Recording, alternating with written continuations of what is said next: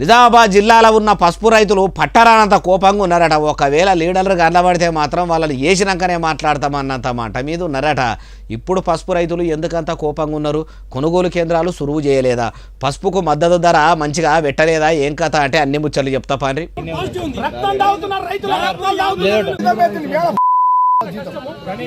చూసిండ్రా, పాత పద్ధతిలో కాకుండా పసుపును మార్కెట్ యార్డు ఆఫీసర్లు కొత్త పద్ధతితోని ధర తక్కువ చేసి కొంటుండ్రని కోపానికి వస్తుండు.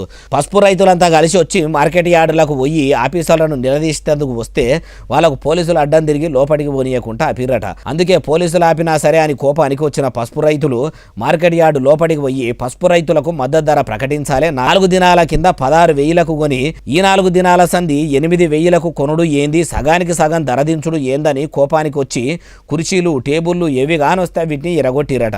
అయ్యా మార్కెట్ కమిటీ పెబ్బలారా, మరి ఇట్లా ఆరుగాలం కష్టపడి వండించిన పసుపు రైతులకు మద్దతు ధర పెట్టి మంచిగా కొనాలే కదా, పూటకో రేటు మార్చుకుంటా వాళ్ళను ఆగం చేస్తామంటే ఎట్లా సారు?